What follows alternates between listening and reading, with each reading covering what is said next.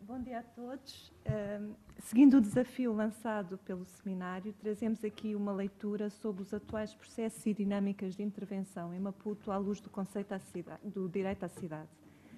Esta leitura resulta das nossas pesquisas de doutoramento, a da Sílvia mais centrada sobre as áreas periféricas mais próximas do centro, que aqui chamamos de pericentrais, e a minha sobre as áreas mais distantes e mais recentes. Entendemos... Não foi? Não sei porque os slides não estão a passar. Já está.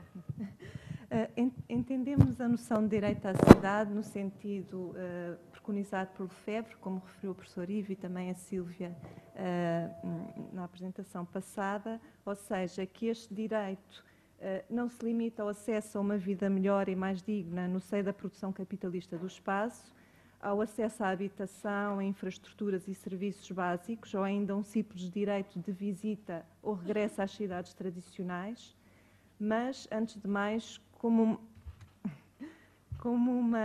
uma luta pela cidade enquanto uma realização coletiva e pela apropriação do espaço.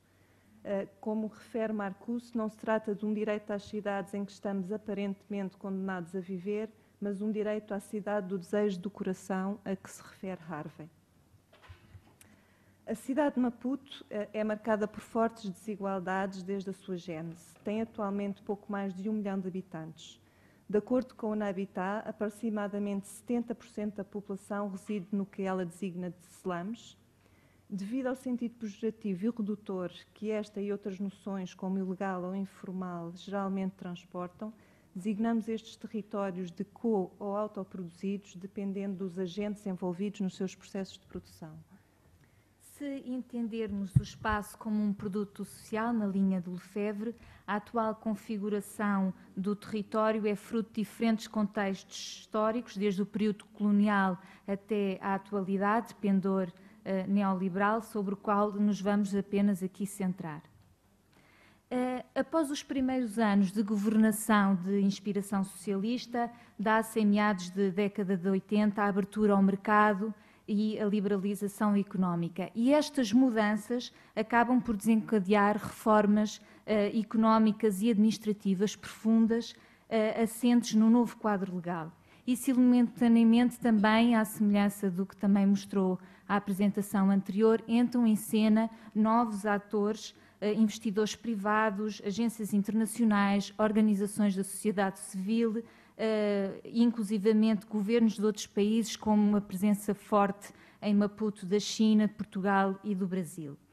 Atualmente assistimos a um crescimento económico sem precedentes em Moçambique, em resultado sobretudo da descoberta e exploração recente de recursos naturais globalmente estratégicos, como o carvão e o gás natural, que é um crescimento económico sem precedentes, mas que assenta numa enorme desigualdade e exclusão. Todas estas transformações de escala nacional acabam por ter um grande impacto ao nível do que se está a passar neste momento em Maputo.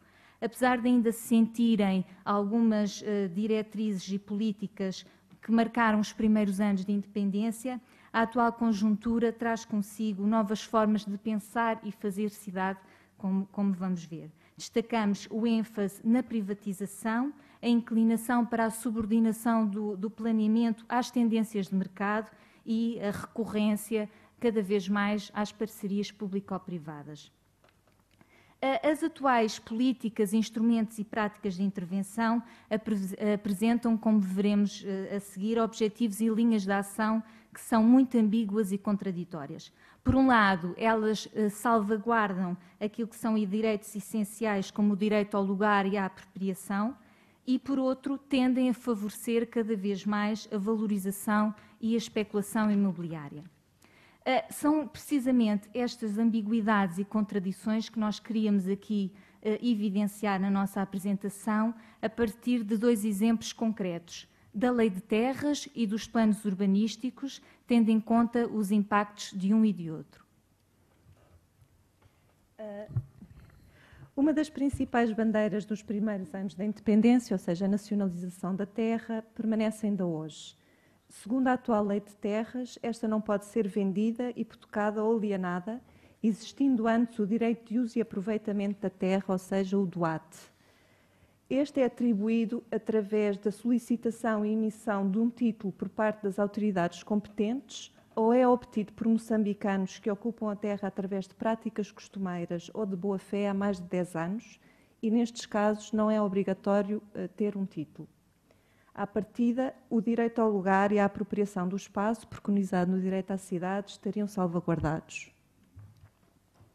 Simultaneamente, a lei prevê expropriação quando esteja em causa um hipotético interesse público. Por sua vez, o Regulamento de Uso do Solo introduz a urbanização como um pré-requisito à atribuição de título de DOAT, a existência de um plano urbanístico e a concordância com o mesmo, bem como a negociação particular entre governos locais e proponentes de projetos considerados especiais. No terreno, independentemente da existência de título de DOAT, verifica-se uma relativa segurança da ocupação, promovida por vários aspectos, como o enraizamento generalizado de práticas costumeiras, a antiguidade da ocupação e o reconhecimento das estruturas administrativas locais. Ao mesmo tempo, outros fatores mais recentes têm vindo a contribuir para a insegurança da ocupação da terra. Por um lado, assistimos a crescentes intervenções de renovação urbana, que podem ou não estar inscritas em planos de urbanização. Por exemplo, no bairro de Plana Caniço, junto ao centro e na continuação de um dos bairros mais nobres da cidade, Summershield, assiste-se a processos paulatinos de renovação na sequência de negociações, sobretudo individuais, entre os residentes e investidores privados, com ou sem a conivência de alguns técnicos municipais. As áreas, só para terem uma ideia do impacto destes processos, as áreas marcadas ali a vermelho na figura mostram como estas mudanças se têm dado. Estas áreas são hoje condomínios fechados e habitações unifamiliares na sequência daquelas que já existem no bairro Summershield.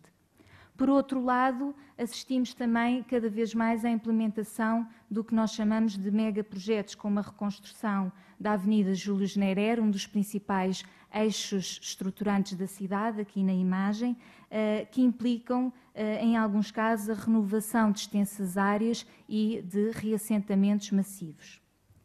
Também é exemplo a construção da ponte de ligação entre Maputo e Catembe e a circular de Maputo, que aqui está representada e cujo impacto é evidente com as imagens da esquerda, de uma mudança tão brusca e tão violenta entre 2013 e 2014. Em ambos os casos, a ausência de título de direito de uso e aproveitamento da terra, do título de DOAT, e a falta de informação daquilo que são os direitos essenciais criam um enorme desequilíbrio de forças no ato da negociação da terra, que favorece, obviamente, o investidor privado e o próprio governo. O direito ao lugar fica comprometido ou é simplesmente negligenciado em nome dos interesses e da especulação imobiliária, remetendo os residentes para bairros tendencialmente cada vez mais periféricos e cada vez mais distantes do centro. Pode também, igualmente, contribuir para esta situação um programa de regularização fundiária que tem sido levado a cabo pelo Governo, com o apoio do Banco Mundial, e que acaba por privilegiar a posse do título do DOAT, do direito de uso e aproveitamento da terra, em detrimento daquilo que são as práticas costumeiras, também enquadradas legalmente, como vimos, mas que esta medida acaba por tender a despoltar a comercialização destes títulos e por promover processos de gentrificação. Por exemplo, em 4 quarteirões do bairro da Costa do Sol, que fica junto à costa, 3 anos depois da publicação de um plano de pormenor da iniciativa de alguns residentes e da atribuição de títulos de DOAT, cerca de 90% dos moradores, passados estes 3 anos, já eram outros. Ou seja, esta mudança de grupo social reflete-se, obviamente, no tipo de habitações atualmente em construção, como vemos na figura. Nos bairros mais afastados do centro, onde o poder público já reconhece alguns níveis de urbanização básica, considerados suficientes para a emissão do título do DUAT, nomeadamente, e dispõe de plano de parcial de urbanização desde 2010, com o respectivo cadastro, como vemos aqui na imagem, o programa de regularização fundiária está neste momento em curso. A segurança da posse da terra, a possibilidade de obtenção deste título e a cobrança de taxas municipais são alguns dos motivos apresentados para a implementação deste programa. No entanto, tendo em conta aquilo que aconteceu no bairro da Costa do Sol, que nós referimos anteriormente, e em tantos outros lugares, como fala, por exemplo, o Mike Davis, se estaremos, neste caso, perante a construção ou a desconstrução do direito à cidade. Relativamente aos planos urbanísticos, destacamos o Plano de Estrutura Urbana de Maputo, como uma das plantas do qual está aqui na imagem, que foi aprovada em 2008 e que reconhece e sublinha e legitima o espaço autoproduzido, defendendo a sua qualificação e o direito ao lugar. Alguns bairros pericentrais, de reconhecido interesse histórico, nomeadamente a Mafalala e o Xamanculo, foram alvo de algumas intervenções de qualificação urbana, como o alargamento e pavimentação de ruas, como está na figura, a melhoria de infraestruturas básicas e a construção de valas de drenagem. Noutros bairros pericentrais, as ações de qualificação têm-se limitado sobretudo à reconstrução e repavimentação de importantes eixos viários. Nos bairros mais distantes, tem-se apostado na construção de equipamentos sociais básicos, na melhoria de alguns eixos viários também e na rede de eletricidade, bem como na criação de pontos de abastecimento de água, como o da figura. O Plano de Estrutura Urbana, embora defenda a qualificação e o direito ao lugar, prevê também projetos que implicam a tábua rasa dos bairros pericentrais estratégicos do ponto de vista do mercado, distanciando-se do direito à cidade. São exemplo o plano parcial de urbanização do bairro de Machaquén A, que está na imagem e que previu inicialmente a qualificação do território, mas acabou por configurar a sua tábua rasa por pressão do governo local. Este plano, aprovado mas não implementado, é o primeiro de outros planos de renovação, como o de Plana Caniço, atualmente em fase de aprovação. Embora a qualificação do território promova a melhoria das condições de habitabilidade e a qualidade de vida, verificamos que ela potencia também a valorização e especulação imobiliária, bem como sequentes processos de gentrificação. Nos bairros pericentrais, a comercialização das franjas em redor dos eixos intervencionados tem-se refletido em novos tipos de ocupação, como o surgimento de espaços comerciais e de serviços, ou na construção de habitações com evidentes sinais exteriores de riqueza. Nos bairros mais periféricos, a consolidação da ocupação e a melhoria das infraestruturas desencadeiam processos também de valorização fundiária e imobiliária, aumentando a pressão sobre os residentes mais antigos. Numa amostra de realojamento ocupada em meados da década de 1990, em 2013, cerca de um quarto dos residentes tinha vendido as suas habitações, que estão aqui marcadas a roxo, muitas delas melhoradas ou substituídas posteriormente pelos novos residentes com maiores recursos.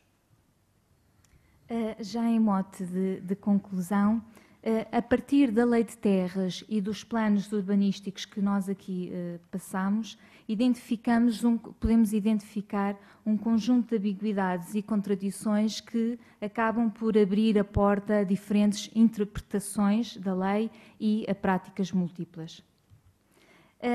Quer em concordância, quer em discordância com a lei e com os planos, o que se verifica na prática é, sobretudo, uma associação entre a dinâmica de mercado e a aplicação destes instrumentos, variável em função da localização e da valorização do lugar, sobretudo nos bairros pericentrais estrategicamente localizados. este facto apoia-se ainda numa relação muito estreita entre o governo local e os interesses dominantes, mas que nos bairros mais afastados esta relação não se faz, embora não se faça sentir de forma tão evidente, com exceção do caso dos megaprojetos, a dinâmica de mercado, a dinâmica imobiliária faz-se sentir cada vez mais. Quer nos bairros pericentrais, quer nos bairros mais periféricos, a terra, que supostamente é considerada por lei um bem comum, tende assim a ser convertida em ganhos privados, em detrimento dos direitos de ocupação e de apropriação, basilares na construção do direito à cidade, no sentido preconizado por Lefebvre e também enquadrado aqui pelo professor Ivo Cabane. Obrigada pela vossa atenção. Aqui são apenas algumas referências que fomos fazendo.